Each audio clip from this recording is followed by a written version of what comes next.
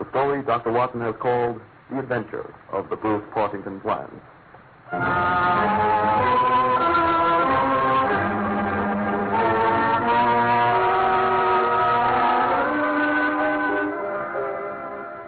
In the third week of November, in the year 1895, a dense yellow fog settled down upon London. From the Monday to the Thursday, I doubt whether it was possible from our windows in Baker Street to see the opposite houses. The first days, Holmes spent his time cross-indexing his huge books of references on old crime. But when by the fourth day, we saw from our breakfast the heavy brown swirl still drifting past us and condensing in oily drops upon the window panes, my comrade's impatient, active nature could endure this drab existence no longer. He paced restlessly about our sitting room in a fever of suppressed energy, biting his nails, tapping on the furniture, chafing against inaction. Nothing of interest in the paper, Watson. No interesting crimes. No, Holmes, not that I found. Just the ordinary, commonplace things. The London criminal is certainly a dull fellow. Here, Watson, look out this window. See how the figures loom up, or dimly seen, then blend once more into the fog. The thief or the murderer could roam London on... There have been numerous petty thefts. Oh, Watson, this great and somber stage is set for something more worthy than that. It is fortunate for this community that I am not a criminal. It is indeed. It is well that they don't have days of fog in the Latin countries, the countries of assassination. Yes, Mrs. Hudson, have you something there that allows to break our dead monotony? Hold on, just one second. Oh, thank you. Let me see. Well, what next, Watson? My brother Mycroft is coming round. No, why not? Why not? Well, it's as if you met a tram car coming down a country lane.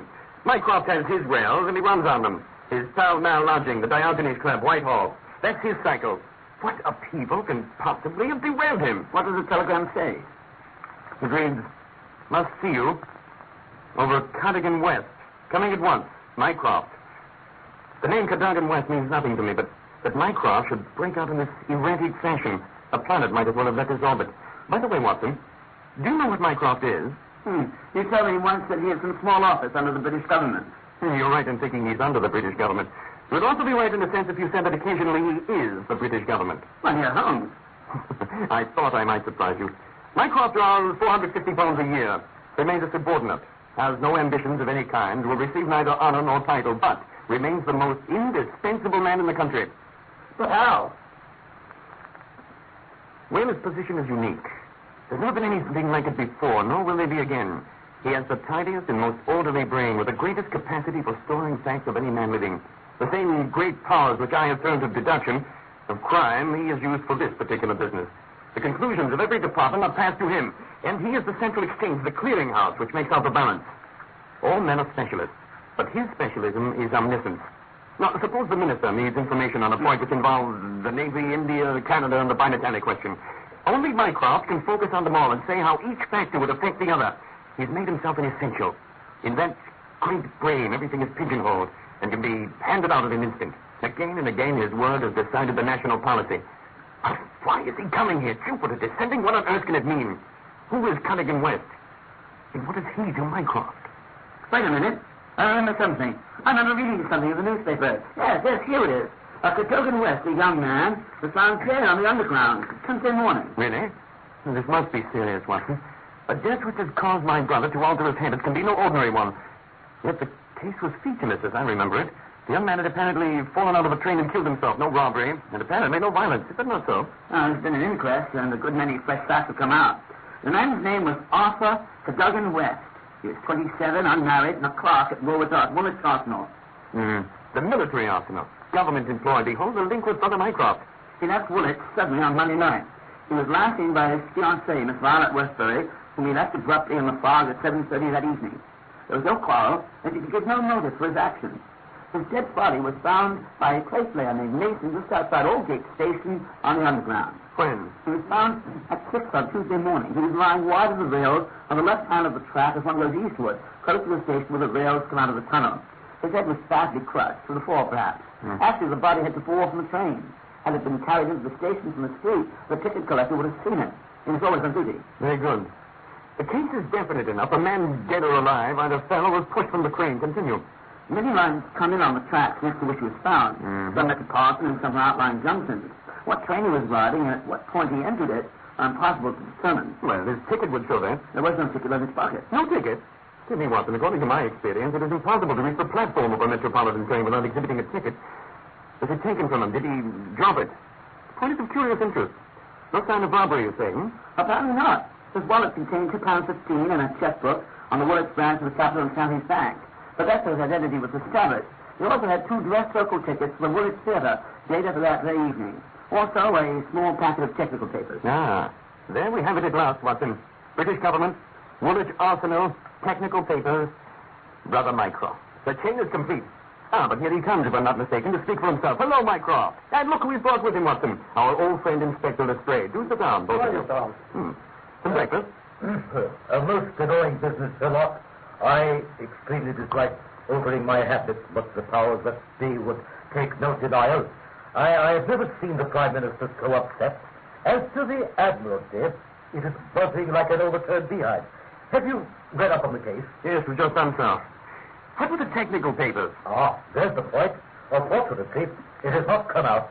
The press would go wild if it did. The papers which this wretched youth had in his pocket were the plans of the Bruce Partington submarine. Oh? Surely you heard of that? No, only the name. I thought everyone had heard of it. Its importance can hardly be exaggerated.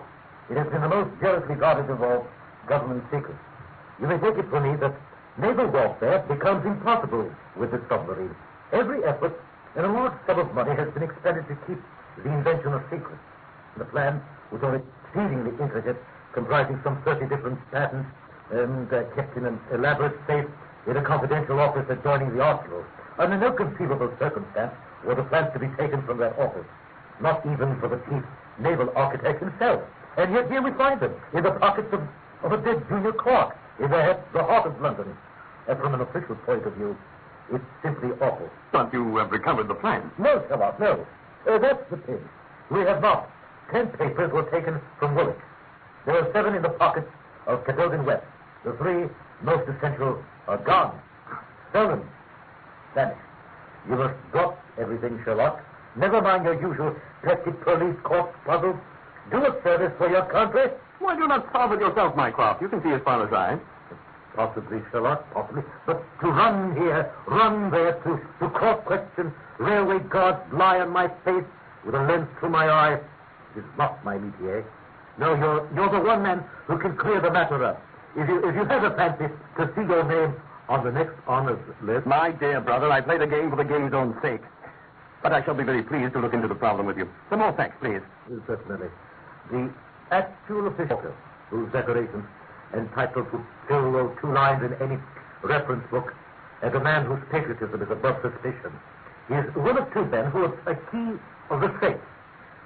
Sir James left for London about 3 o'clock on that day, taking his key with him. He was at the house of Admiral Sinclair at Berkeley Square during the whole of that evening. Has that fact been verified? Yes. His brother, Colonel Valentine Walker, has testified to his departure from Woolwich, and Admiral Sinclair to his arrival in London, and so Sir James is no longer a direct factor in this problem. Who was the other man with the key? The senior clerk at Bradford, Mr. Sidney Johnson. A morose man and popular with his colleagues, but a hard worker with an excellent record. According to his own account, which could only be corroborated by his wife, he was at home all evening, the key on his watch chain and all that. Tell us about Cadogan West. 10 years in the service, good worker, though with the reputation of being hot-headed and impetuous. With nothing against him. Duties brought him into daily personal contact with the plans, you know. Who locked up the plans that night? The senior clerk, Sidney Johnson. Well, as part of the plans were found on Cadogan West, it seems perfectly clear it was he who carried them away. The obvious motive would be to sell them. The plans are easily worth several £1,000s. But to take the papers, he needed a false key. Several false keys. He had to open the building and the room. He took the plans to London, intending, no doubt, to have them back in the state next morning, before they were missed. While in London on this treasonable mission, he met his end. How? On his way back to Woolwich, he was killed and thrown off the train. But Aldgate, where he was found, is considerably past London train station, which would be his line for Woolwich. Many circumstances could be imagined under which he would pass under London Bridge. He was determined someone was in his carriage. A discussion may have led to violence, or possibly he might have tried to leave the carriage between stations and fell to his death. In the thick fog, nothing would be seen. But consider, Sherlock, how much you leave untouched. If he did have an appointment in London with, say, a foreign agent, why did he have 2 tickets for the theater in Woolwich, escort his fiancée halfway there, and then suddenly disappear? I think that might be a blind, Mr. Holmes. A very singular blind, Lestrade. Agreed, but let us suppose he's reached London and seen the foreign agent. He must bring back the papers before morning, or the loss will be discovered. He took away 10. Only 7 were in his pocket. What became of the other 3? And also, if he sold the plan, where was the money? Not in his pocket. Well, that seems perfectly clear to me. He saw the agent. They don't agree as to price. He starts home again, and the agent goes with him. On the train, he kills him, takes the 3 most important parts of the plan, and throws the body off. And the ticket. The agent took it from his pocket. The ticket would have shown which station was nearest the agent's house. Good, Lestrade. Very good. Your theory holds together. By this time, the Bruce Partington plans are probably already on the continent. You must act, Holmes. It must not yet be too late. Go to the scene of the crime, see the people concerned, leave no stone unturned. In all your career, you've never had a greater chance to serve your country. Well then come, Watson. And you too, Lestrade. Favor us with your company for an hour or 2. We shall begin our investigation with a visit to the tracks of Aldgate Station.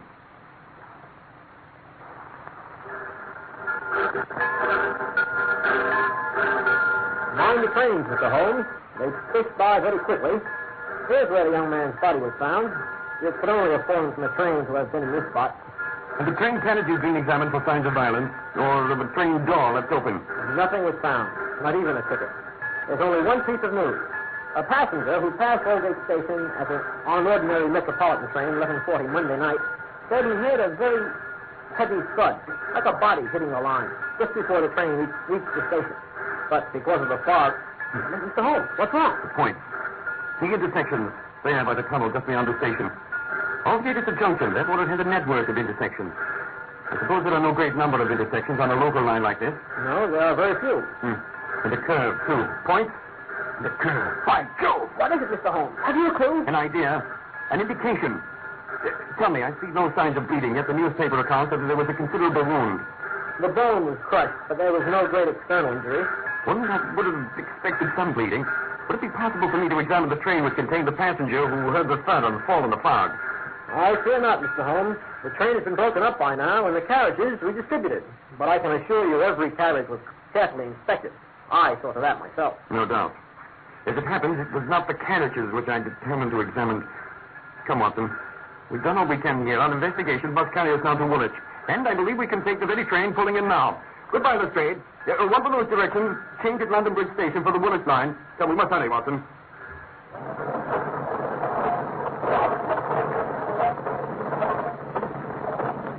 We certainly owe Brother Mycroft thanks for having introduced us to what promises to be a really very remarkable case. I'm so completely in the... Which may lead us there. The young man met his death elsewhere, and his body was on the roof of a carriage. On the roof? Remarkable, is it not? But consider the facts. The body is found at the very point where the train pitches and sways as it comes round the curve and over the intersection rails. Isn't that a place where an object on the roof might fall off? Also, consider the blood. Naturally, there would be no bleeding on the line if the body had bled elsewhere. That would explain the absence of a ticket, too. Exactly. He was not carrying a ticket because he was not inside the train. And yet, we're still as far as ever from unraveling the mystery of his death. Indeed, it's not become simpler, it's become stranger. Perhaps. We've quite a few afternoon calls to make when we reach Woolwich. I think that the eminence of James Walter claims our first attention.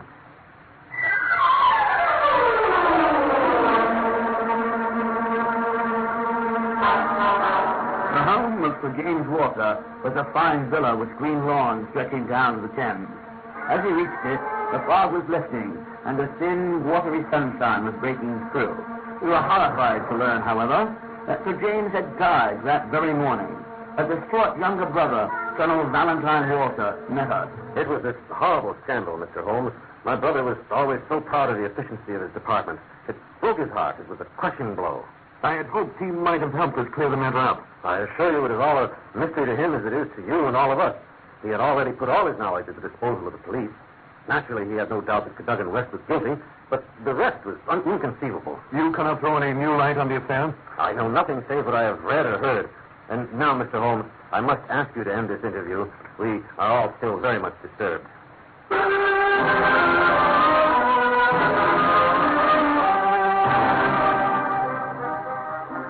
West is still in shock over his son's death and it being no one. But perhaps I can answer your questions, Mr. Holmes. I am Violet Westbury, Cadogan's fiancée. And the last person to see Cadogan West on that fatal night. I cannot explain it, Mr. Holmes. I have not shut an eye since the tragedy. Thinking day and night. Arthur was the most chivalrous, patriotic man on earth. He would have cut his right hand off before he'd sell a state secret confided to his care. It's absurd, impossible, preposterous to anyone who knew him. Was he in any need of money? No. His needs were simple and his salary ample. He had saved a few £100. We were to marry in the new year. No signs of mental excitement? Come with Westbury. We must be very frank. Yes. I've had a feeling that there was something on his mind. For a long time? Only the last week or so. He was worried. Once, I pressed him about it, and he said it was too serious to speak about, even to me. He said nothing more. Go on, Miss Westbury. Even if it seems to be against him, do go on. I really have nothing more to tell. One evening he mentioned that he was doing secret work, and that, no doubt, foreign spies would pay a good deal to have it. This is serious. Anything else? He said we were slack about such matters, that it would be easy for a traitor to get the plans. Now tell us of that last evening. We were to go to the theater. The fog was so thick that a cab was useless. We walked, and our way took us close to his office by the arsenal. Suddenly he darted away into the fog. Without a word? He gave an exclamation, that was all. I waited, but he never returned. Then I walked home. About 12 o'clock the next day, we heard the terrible news. Oh, Mr. Holmes, if he could only save his honor, only that, it meant so much to him.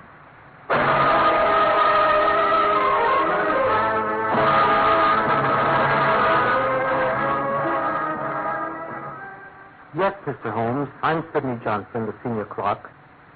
This is all a bad business. Very bad. Have you heard of the death of the chief? We left the home of Sir James Walker earlier this afternoon.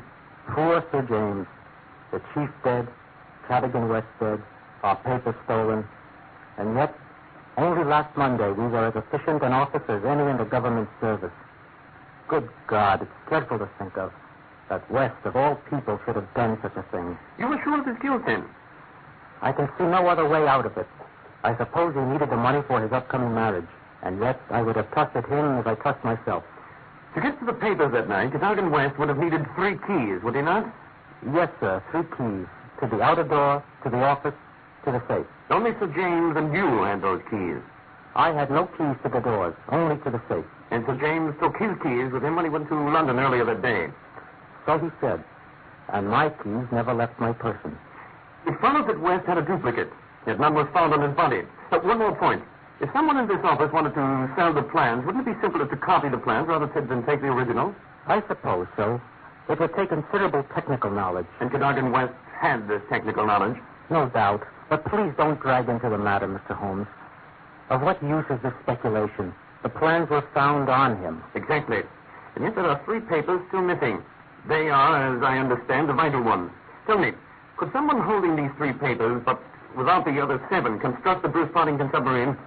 So I reported to the Admiralty. But after looking at the drawings, I'm not so sure. The double valves with the automatic self-adjusting slots are in one of the plans that were returned. Of course, they might soon get over that difficulty.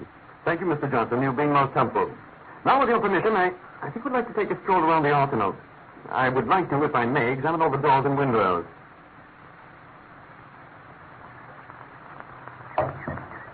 Look, Watson, this laurel bush outside the window. See, the branches have been twisted and snapped.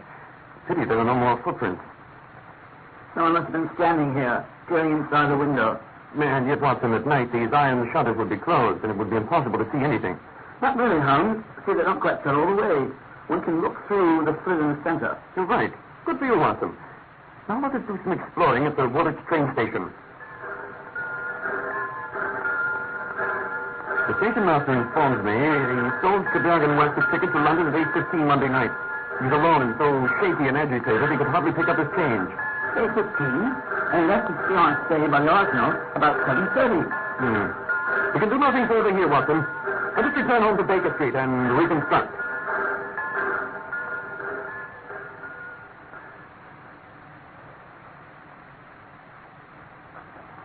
Well, it's good to be while it's on fire again, Anne. Even though the fog seems to have lifted today, there's still a damp chill in the air. Listen, there are numerous small fires. But the only men who would handle so big an affair are Adolph Meyer of 13 Great George Street in Westminster, Louis Sadotier of Camden Mansions in Notting Hill, and Hugo Oberstein of 13 Garfield Gardens in Kensington. Oberstein is known to be in town on Monday, but he is now reported as having left. Well, that doesn't seem to tell us very much, does it? On the contrary, things are turning a little in our direction at last. Yes, hand me that big map of London, will you? John. Thank you, Watson. Yes, just as I thought. Thomas, what is it? Why, Watson, I do honestly believe that we're going to pull it off after all. I'm going out now for a bit, for a short reconnaissance. Stay here, Watson, but be on tap. I may have need of you later.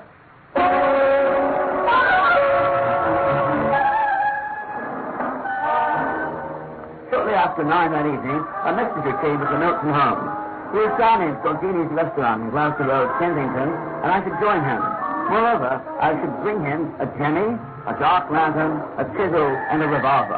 A nice equipment for a respectable citizen to carry with him through the foggy street. I drove there at once and found my friend at a little round table near the door of a garish Italian restaurant. Do you have something to eat? Join me for a coffee in Toronto. Try one of the proprietor's cigars. They're a lot less poisonous than one would expect. Have you the tools? Here under my overcoat. But really, Excitement, excellent. Let me give you a short sketch of my plans, Watson. First, it must be evident that the young man's body was placed on the roof of the train, not dropped, but placed, as the carriage rules are rounded and without any railing. But how was it placed there? That was the question which we had to answer. There is only one possible way. You were aware that the underground runs clear of tunnels at some point on the western end. I had a vague memory that while traveling on trains, I had occasionally seen windows just above my head. Now, suppose that a train halted under such a window. Would there be any difficulty in laying a body on the roof? It seems most improbable. We must fall back on the old axiom that when all other contingencies fail, whatever remains, however improbable, must be the truth. Especially as the leading international agent who has just left London lived in a row of houses which abutted upon the underground. Oh, so that was your amusement over the map. Yes, that was it. Mr. Hugo Oberstein of 13 Caulfield Gardens had become my objective. Not only do his back windows open on the line, but more importantly, owing to an intersection at the next station, the underground trains are held motionless for some minutes at the very spot. Splendid, Hearn. You've got it. So far, Watson. I examined the house. Oberstein lived there with a single valet, probably a Confederate. He's gone now to the continent to dispose of his booty, but not with any idea of flight, for he cannot know we suspect him, or that we will make an illegal visit to his rooms tonight. No, I don't like it, Holmes. My dear fellow, it's not a time to stick at trifles. This is what Mycroft said. We must go. All right, we are bound to go. I knew you would not shrink at the last. Go, Watson. But don't drop the instruments, I beg you. Your arrest as a suspicious character would be a most unfortunate complication.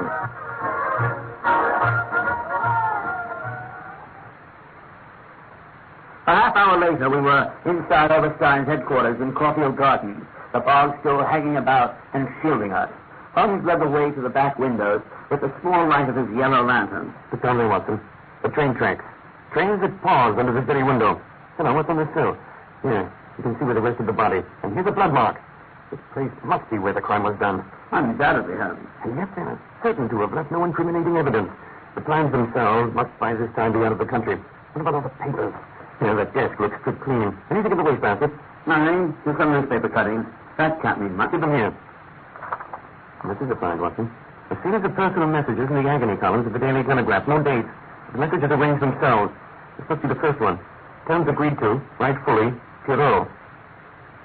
Next comes too complex for description. Must have full report. Monday night after 9. 2 taps. Only ourselves. Payment in hard cash when goods at hand. Pierrot. What do you make of it? It's only complete record, Watson. If only we could get the man at the other end. But perhaps it won't be too difficult after all. I think we might drive round to the offices of the Daily Telegraph and bring a good day's work to a good conclusion.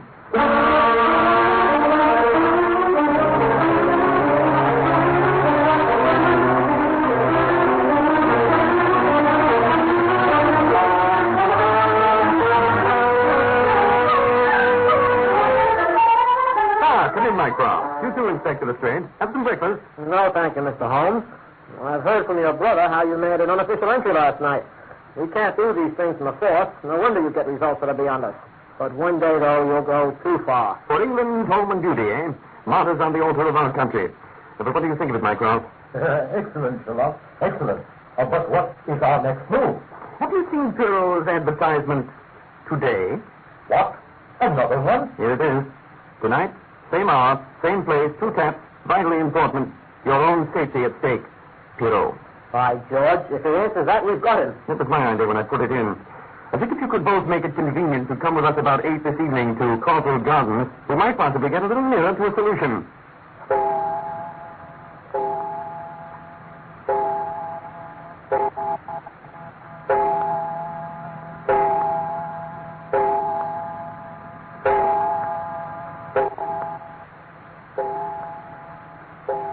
It's 11 o'clock, Mr. Holmes. We've been sitting in this big empty house for 3 hours now. Yes, Sherlock. I was rigged off cat and failed to snare the victim. I'm very chilled, and the fog outside is doing me little good. I really need my fluffy this weather ends for thee. Quiet, Mycroft, quiet. I think I hear him. He's coming. Soon now. Soon. Open the door, Watson. Yes. Can I help you?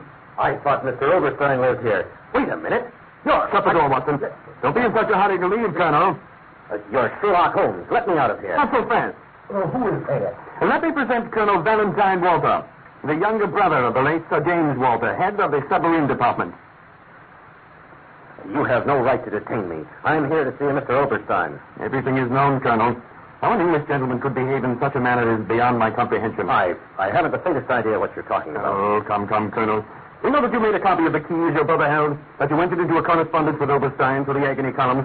We're aware that you went down to the office in the fog on Monday night, but that you were seen and followed by young Cadogan West, who had probably some previous reason to suspect you. Leaving all his private concerns, like the good citizen he was, he kept you to his heels until you reached the study house. Here he intervened, and here it was, Colonel, that to treason you added the more terrible crime of murder. I did not. Before God, I swear I did not kill him. Then tell us how Cadogan West met his end before you laid him on the roof of a railway carriage. I swear to you that I didn't kill him. I did the rest. I confess it. It was just as you say.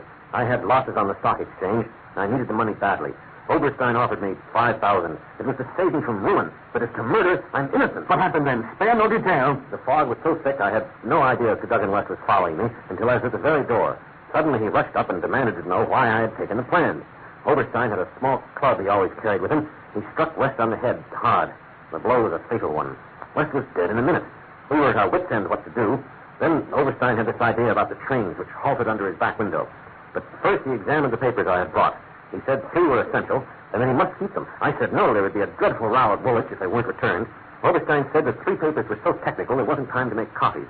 But by stuffing the other sheets in West's pockets, everyone would think he had taken them. I could see no other way out of it.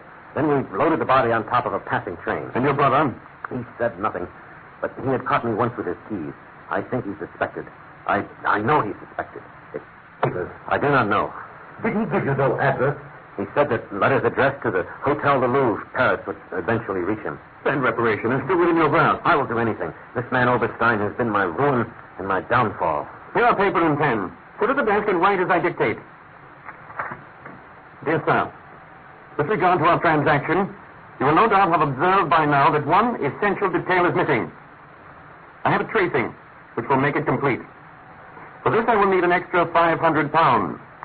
I would come abroad, but it would be suspicious if I left the country at present. So I shall expect you to be in the smoking room of the Charing Cross Hotel at noon next Saturday. I should be very surprised if that doesn't set your man.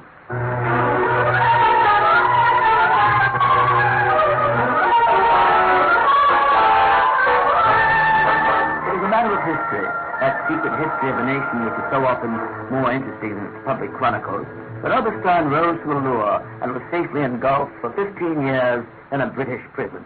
In his trunk, the submarine plans were found. Colonel Walter died in prison towards the end of the 2nd year of his phonic music of Lapis, which has since been privately printed and is said by experts to be the last word on the subject. Some weeks afterwards, I learned by chance that my friend spent a day at Windsor Castle, whence he returned with a remarkably fine emerald titan. When I asked him, he said it was a present from a certain gracious lady.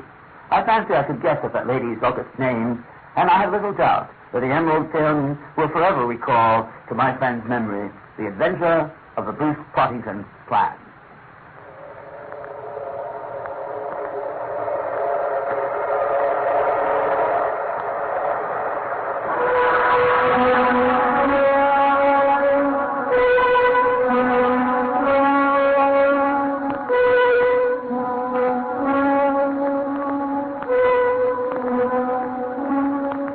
have been listening to From Baker Street with Love, Spies in Sherlock Holmes.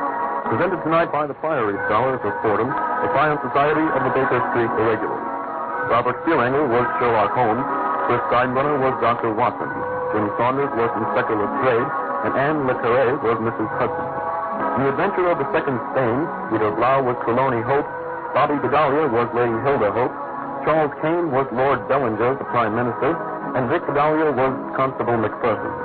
In The Adventure of the Bruce Portington Plan, Charles Foster Kane was Mycroft Holmes, Peter Blau was Colonel Valentine Walter, Evelyn Herzog was Violet Westbury, and Vic Bedalia was Sidney Johnson. Tonight's script was based on the definitive Sherlockian text, William Baring Gould's annotated Sherlock Holmes. Our prologue was not intended to bear any resemblance to On Her Majesty's Secret Service, a United Artists motion picture currently in release. Associate producer Peter Blau. This program was directed by Charles M. Collins, written and produced by Chris Steinbrunner for the Priory Scholars. The announcer is Don McCallion, reminding you that surely it's about time you renew your acquaintance with Mr. Sherlock Holmes. This has been a presentation of the Priory Scholars and Fordham University Radio.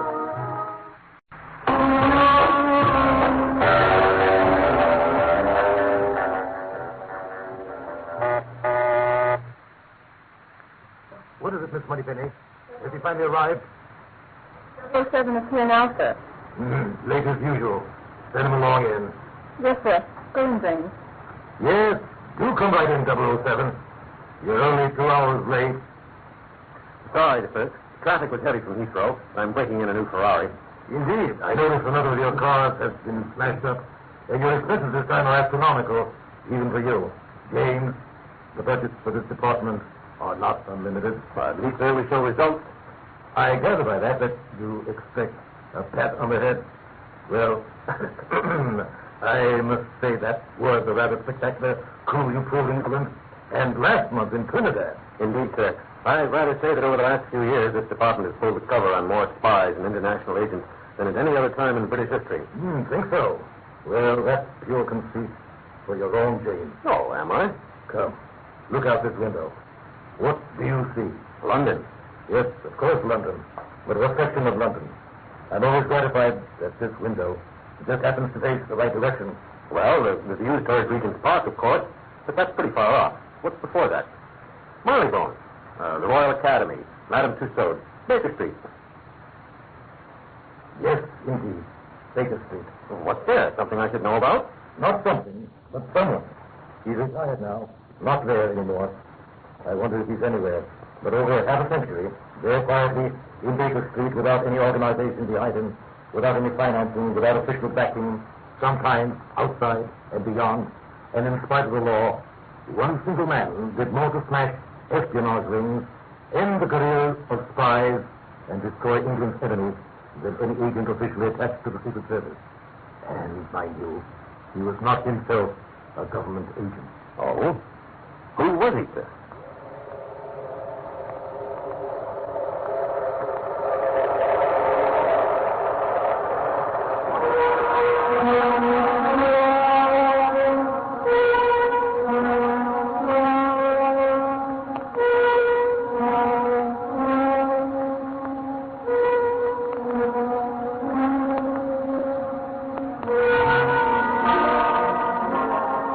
Celebrate the 116th anniversary of the birth of Sherlock Holmes, an anniversary that took place earlier this year.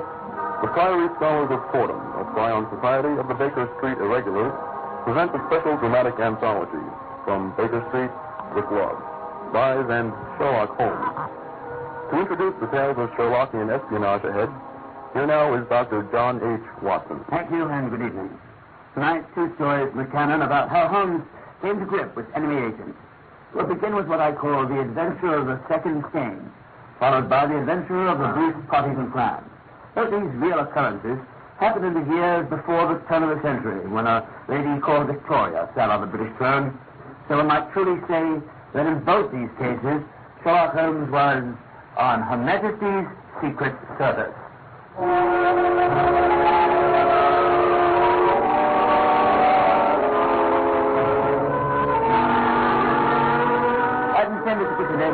My friend, Mr. Sherlock Holmes. Now, due to any lack of material, since I've notes of many hundreds of cases to which I've never alluded, nor to any waning interest on the part of my readers to the singular personality and undue methods of this remarkable man. The real reason lay in the reluctance which Mr. Holmes has shown in the continued publications of his experiences. It was only when I reminded him that he had promised that the adventure of the second stain would be published with Thomas Wright, and pointed out to him that this was the most important international case which he had ever been called upon to handle, that I at last succeeded in obtaining his consent to a carefully guarded account of the incident. So if I appear to be somewhat vague in certain details, there is an excellent reason for my reticence. It was then in a year, and even a decade that shall be nameless, that upon one Tuesday morning in autumn we found two visitors of European fame within the walls of our Baker Street rooms. Lord Bellinger was austere, high-nosed, eagle-eyed, dominant. He had been twice Premier of Britain. The other visitor was dark, clear-cut, elegant, hardly yet of middle age, and endowed with every beauty of body and mind. He was the Right Honourable Sir Norley Hope, Secretary for European Affairs, and the most rising statesman in the country. It was easy to see from their worn and anxious faces that it was business of the most pressing importance which had brought them. When I discovered my loss, Mr. Holmes, which was at 8 o'clock this morning, I at once informed the Prime Minister. It was at his suggestion that we had both come to you. Have you informed the police? No, sir. We have not done so, nor is it possible that we should do so. To inform the police must, in the long run, mean informing the public. This is what we particularly desire to avoid. And why, sir? Because the document in question is of such immense importance that the publication might very easily, I might almost say probably, lead to European complications of the utmost moment. It is not too much to say that peace or war may hang upon the issue. Unless its recovery can be done in the utmost secrecy, then it might as well not be recovered at all, for all that is aimed by those who have taken it is that its contents should be generally known. I see. Now, Mr. Trelawney Holmes, tell me exactly the circumstances under to which the document disappeared. That can be done in a very few words, Mr. Holmes. The letter, for it was a letter from a foreign potentate, was received 6 days ago.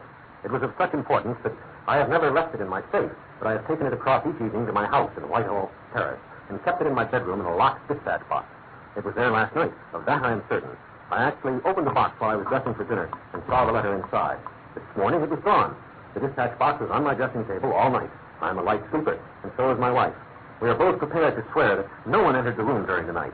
And yet the paper is gone. What time did you dine? 7:30. How long was it before you went to bed? My wife had gone to the theater. I waited up for her, and it was 11:30 before we went upstairs. Then for 4 hours the dispatch box was unguarded, But no one is ever permitted to enter that room, except the housemaid in the morning and my valet or my wife's maid during the rest of the day. They are both trusty servants who have been with us for some time. Besides, neither of them could possibly have known that there was anything more valuable than the ordinary departmental papers in my dispatch box. Who did know of the existence of that letter? No one. No one in the house. Surely your wife knew. No, sir. I never breathed one word to my wife on this matter, until I missed the paper this morning. Could she have guessed? No, Mr. Holmes, she could not have guessed. Nor could anyone have guessed. Have you lost any documents before? No, sir, never. Who in England knew of the existence of this letter? Each member of the cabinet was informed yesterday, but the pledge of secrecy of every cabinet meeting was underscored by the solemn warning which was given by the Prime Minister. Good heavens, to think that within a few hours I should myself have lost it. Besides, the members of the cabinet, there are 2 or possibly 3 departmental officials who know of the letter. No one else in England, Mr. Holmes, I assure you. But abroad? I believe that no one abroad has seen it save the man who wrote it. What was the letter? Mr. Holmes, the envelope is a long, thin one of pale blue color. There's a seal of red wax stamped with a crouching lion. And inside? That is a state secret of the utmost importance. I fear I cannot tell you. Indeed. Well, then you are 2 of the most busy men in the country. And in my own small way, I too am busy. I regret exceedingly that I cannot help you in this matter. Good day. My dear sir, I am not accustomed to, well, we must accept your terms, Mr. Holmes, and rely upon your honor and upon your patriotism. You may safely trust us. The letter was from a certain foreign potentate. It was written hurriedly and somewhat in anger. Certain of the phrases in the letter are so provocative in character that its publication would undoubtedly lead to a most dangerous state of feeling in this country. And there would be such a ferment that within a week we would be involved in a great war. But whose interest is it that the letter should come out? Why should anybody desire to steal it or publish it? There, Mr. Holmes, You take me into regions of high international position and politics. The whole of Europe is an armed camp. There's a balance of power. But Great Britain holds the scales. Should Great Britain go to war with one set of powers, it would assure the supremacy of the other set of powers, whether they joined in the war or not. Do you follow? Very clearly. It is then in the interest of the enemies of this potentate to secure and publish this letter, so as to make it a breach between his country and ours. Yes, Mr. Holmes. An extremely serious crisis. Oh, my God. No, my dear fellow. There's no precaution which you've neglected.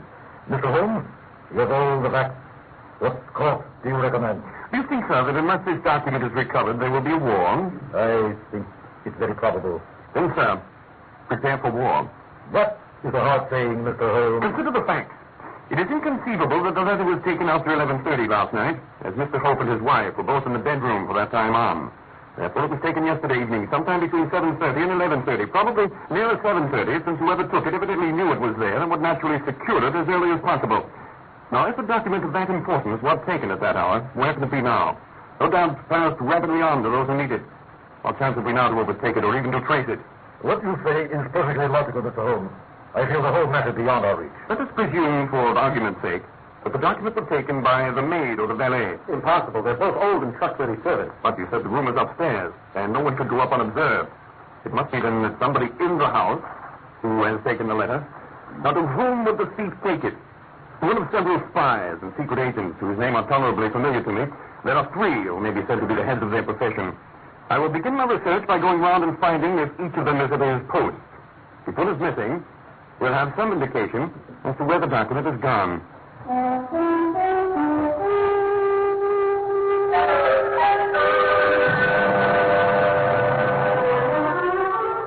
My illustrious visitors had departed. Holmes lit his pipe in silence, lost in the deepest thought. I had opened the morning paper when suddenly my friend jumped to his feet. Yes, Watson. The situation is desperate, but not hopeless. Even now, if we could be sure which of them has taken it, it is just possible it's not yet passed out of his hands. After all, it is a question of money with these fellows. If it is on the market, perhaps we can make a bid. There are only three agents capable of playing so bold a game. Oberstein, Lavoisier, and Eduardo Lucas. I will see each of them. You said Eduardo Lucas of Godolphin Street? Yes, why? Well, you won't see him. No? Why not? He was murdered in his house last night. I was reading about it in the paper. Here, see? Murder in Westminster. You astonish me, Watson. Let me see quickly. Small, elegant mansion, almost in the shadow of the Houses of Parliament. Inhabited by Mr. Eduardo Lucas, 34 and unmarried, well known in society circles, but for his charming personality and for being one of the best amateur tenors in the country. At 1:45, a police constable saw the house door ajar. Found the room in a state of wild disorder. The furniture all swept to one side. One chair lying on its back in the center, which Lucas was holding with his legs. Stabbed to the heart with a curved Indian dagger, which had been taken from an Oriental trophy hanging on the wall. Must have died instantly. Robbery does not appear to have been the motive. Well, Watson, what do you make of it? It's certainly an amazing coincidence. A coincidence? Here is one of the three men named as possible actors in the drama who meets in a violent death during the very hours which we know the drama was being enacted. The odds are enormous against its being coincidence. No, my dear fellow, the two events are connected. Must be connected. It is for us to find the link. But Holmes, by now, with this murder, the official police must know everything. Not at all. They know of Godolphin Street, but they know nothing of the missing letter at Whitehall Terrace. Only we know of both events, Watson. And notice, Godolphin Street in Westminster is only a few minutes' walk from the Whitehall Terrace.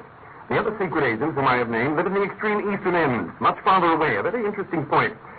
Hello, what have we here? Yes, Mrs. Hudson, what is it? Not a visitor, Mr. Holmes. A lady. She sent us a card. Thank you.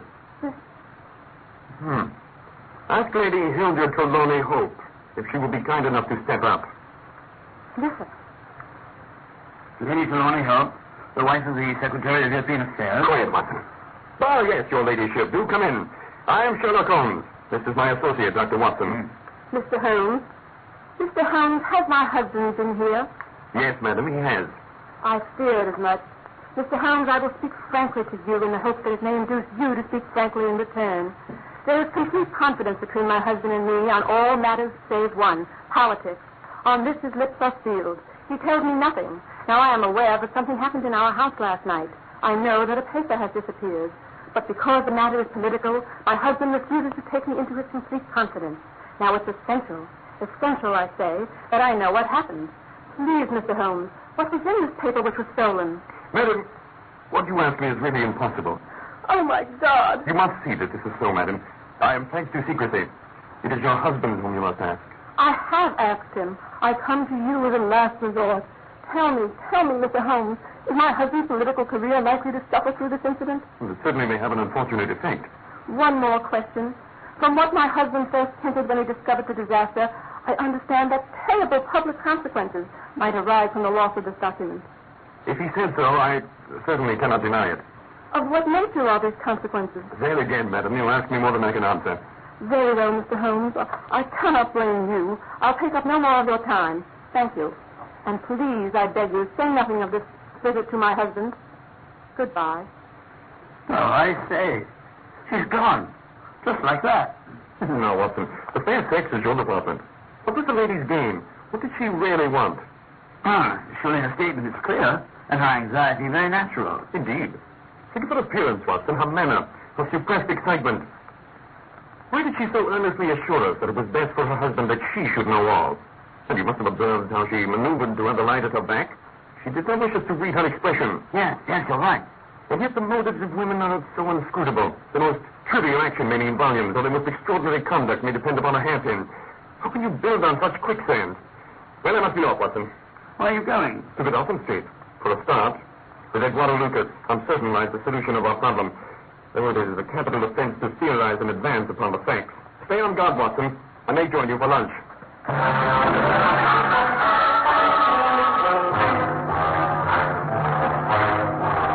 All that day and the next, Holmes was in a morose mood. He ran out and ran in, smoked incessantly, played snatches on his violin, sank into reveries, and hardly answered when I... It was evident things were not going well. As for the death of Eduardo Lucas, the coroner's jury brought in a verdict of willful murder, but by parties unknown. Lucas's valet, John Mitten, had been arrested, but no case could be sustained against him. He had been on good terms with his master, although it was pointed out that Lucas did not take his valet with him to Paris, and Lucas sometimes went to Paris for months at a time. Then, on the fourth day, a startling discovery was telegraphed by the Paris police. A woman named Madame Henri Fournay, living in a small villa in the Rue Austerlitz, was reported to the authorities as being insane or breaking down completely mentally. It developed that the police learned that she had just returned from a journey to London, and there was evidence to place her on Godolphin Street. A comparison of photographs proved that Eduardo Lucas and Henri Fournay were really one and the same person, that Lucas, for some reason, lived a double life in London and Paris.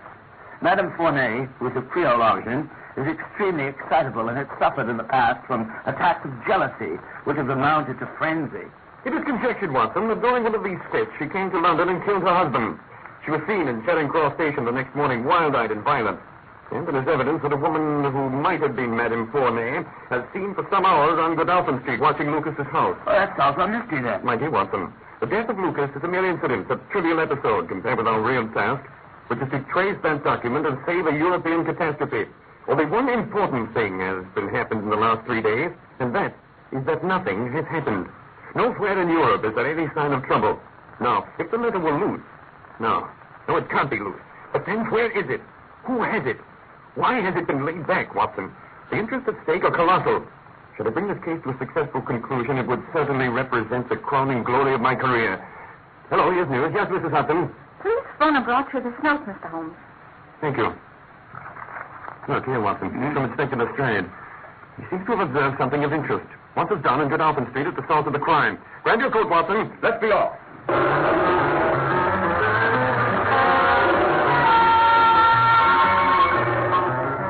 It was my first visit to the death room of Eduardo Lucas, an apartment luxurious almost to the verge of effeminacy. There was no longer any sign of the crime, save for an ugly, irregular stain on the small carpet which lay in the center of a highly polished old wood floor. Inspector Lestrade met us. Glad to see you, Mr. Holmes. You too, Doctor. Seen the Paris news? Yes, indeed. Our French friends seem to have hit the mark this time. No doubt it's just as they say. Surprise visit. He lets her in. They quarrel. And she snatched that handy dagger off the wall. It wasn't all done in an instant, though, for those chairs were all swept over. He was found holding one of them as if to protect himself. Oh, we've got it all as clear as if we'd seen it. And yet you said for me. Well, that's another matter. A mere trifle. But the sort of thing you take an interest in. Queer, sort of freakish. What is it? Well, you know after a crime of this sort, we're very careful to keep everything in place. Nothing has been moved. Officer in charge here day and night. But look at this carpet. We've discovered something odd by accident. What, man? What? You'll never guess in 100 years. You see that stain? It's a big one. It surely must have soaked through, don't you think? Undoubtedly. Well, it might surprise you to learn that there's no stain on the woodwork underneath. None at all. But that's impossible. The fact remains. There's no stain. There is a second stain, however, but it's here, under another section of the carpet. What do you think of that? That's simple enough. The two stains were once over each other, naturally, but the carpet was turned around. I guess that, Mr. Holmes, myself. What I want to know is why the carpet was turned, and who did it. Look here, Lestrade. Has the same constable been in charge of the place all the time? The constable that's standing guard in the passageway now? Yes, he has. Well, take my advice. Examine him carefully, but don't do it in front of us. We'll wait here. You take him into the back room. You'll be more likely to get a confession out of him alone. Ask him how he dared admit people and leave them alone in this room. Don't ask him if he's done it. Take it for granted. Bully him. Tell him that a full confession is his only chance. I'll do exactly as I say. By George, if he knows, I'll have it out of him. Thanks for your advice, Mr. Holmes. Constable McPherson, I'll go away with you. Now, Watson, quick. Quick, get this carpet out of the way. Now, what are you doing, Holmes? So someone moved the carpet, eh? Obviously to get something underneath.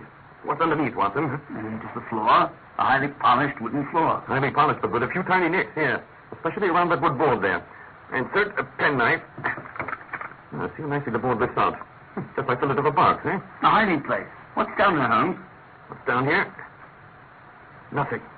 Damn it, nothing. It's empty. And I believe I hear Lestrade returning. Quick, Watson, quick, get the carpet. That's it. Drink it right over here. Good. Sorry to keep you waiting, Mr. Holmes. I can see you're very bored. He's confessed, though. You were right. Come in here, McPherson, and let these gentlemen hear about your inexcusable conduct. I admit no harm, sir. Really not. The young woman came up to the door last night. Just up the out, she said. We got to talking. It's lonesome when you're here on duty all day. What happened then? She wanted to see where the crime was done. I'd read about it in the papers, she said. She was a respectable, well-spoken young lady, and I saw no harm in letting her have a peep. But when she saw that stain on the carpet, she fainted right on the floor. I went round to the corner local for some brandy. By the time I brought it back to the young woman, she'd recovered and was off. Ashamed of herself, I dare say. Well, it's good that you confess, Constable McPherson. It's a lesson to you that you can't deceive me. It's lucky for you that nothing is missing, or you'd find yourself on Queer Street. Has this woman only been here once, Constable? Yes, sir, only once. Who was she? Don't know the name, sir. She was answering an advertisement about typewriting and came to the wrong number. Very pleasant, genteel young woman, sir. Tall? Handsome? You might say so. Pretty. Very coaxing ways, you might say. Thank you, Constable. And thank you, Lestrade. Well, we must be going now. Come, Watson. I think we have important work elsewhere. Coming, Holmes. Goodbye, Lestrade. Goodbye, Doctor. You too, Mr. Holmes. Thanks for coming down for such a petty business. Uh-huh. Now, Watson, the curtain rings up for the last act. You will be relieved to hear that there'll be no war. That Right Honorable Sir Lordly Hope will suffer no setback in his brilliant career. That the indiscreet foreign sovereign will not receive punishment for his letter. That the Prime Minister will have no European complication to deal with. And with a little tact and management upon our part, nobody will be a penny the worse for what might have been a very ugly incident. How astonishing. You solved it. Hardly that, Watson. There are some points which are as dark as ever, but we have so much that it will be our own fault if we cannot get the rest. We will go straight to Whitehall Terrace and bring the matter to a head.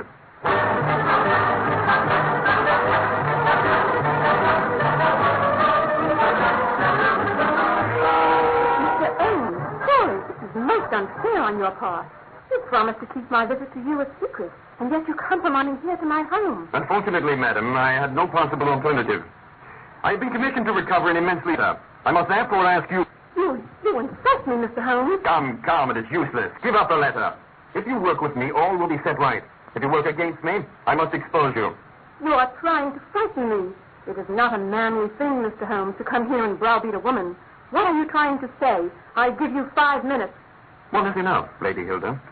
I know of your visit to Eduardo Lucas, of your giving him this document, of your ingenious return to the room last night, and the manner in which you took the letter from its hiding place under the carpet. Come, Lady Hilda. You have the letter. Take my advice and be frank with me. It's your only chance. I tell you again, Mr. Holmes, you are under some absurd illusion. I'm sorry for you, Lady Hilda. I understand your husband regularly comes home a quarter of an hour from now. We should wait. Oh, please, Mr. Holmes, spare me. For heaven's sake, don't tell him. I love him so, and this would break his heart. Good. I'm glad to see you've recovered your senses. There's not an instant to lose. Where is the letter? Here. I have it locked in his writing desk. Here it is. Would to heaven I had never seen it. Now, how can we return it? We must think of some way. Where is the dispatch box? Still in his bedroom. What a stroke of luck. How did you open it before? You have a duplicate key? Yes. Yes, of course you have. Quick, let's go upstairs and return this document to the place from which it disappeared.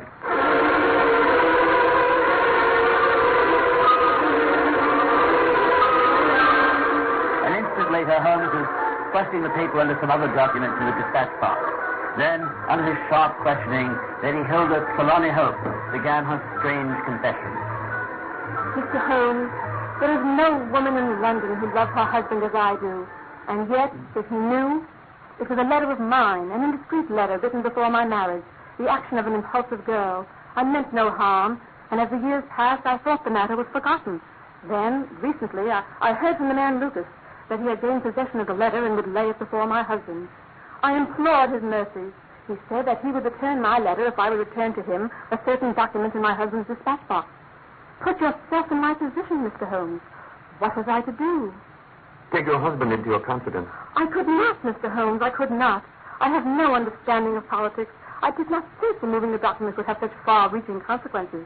And I had to have that old letter back, because my husband's own honor stands so high that he could not forget or pardon a lapse in another. So I got the document out of the dispatch box and brought it to the Dawkins Street. What happened there? I tapped on the door. Lucas opened it. I followed him in. I remembered that there was a woman outside as I entered. I handed Lucas the document, and he gave me my letter. Suddenly, there was a sound outside. Lucas quickly turned back the carpet, put the document in some hiding place beneath, and covered it over again. What happened after that was like some fearful dream. A wild woman ran in, screaming in French. There was a savage struggle, and it was the next morning that I realized I had only exchanged one trouble for another.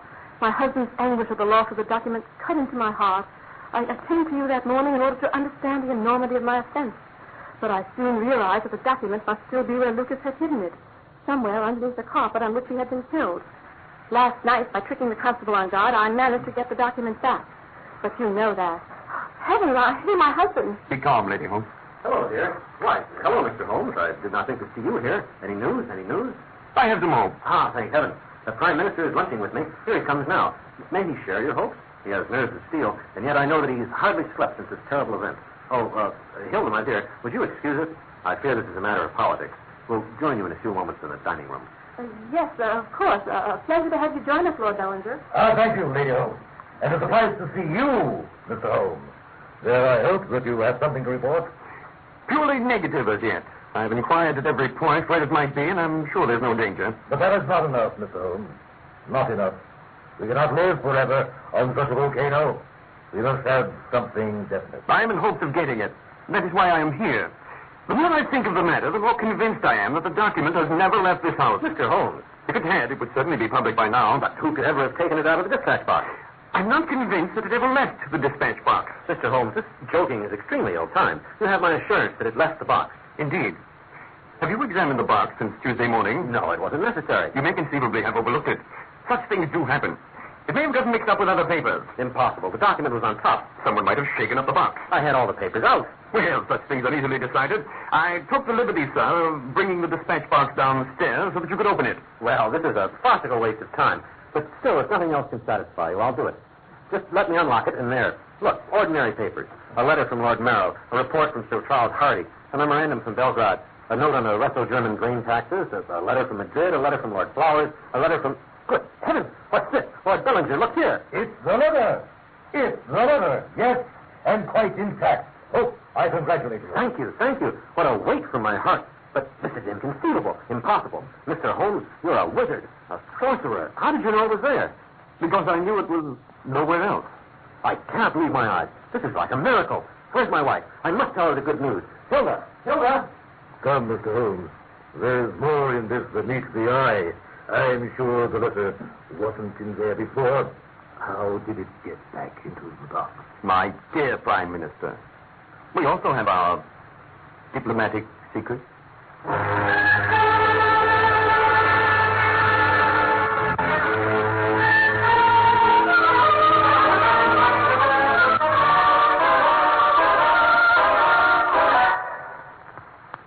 returning to the second half of this annual Sherlock Holmes salute, we pause for station identification.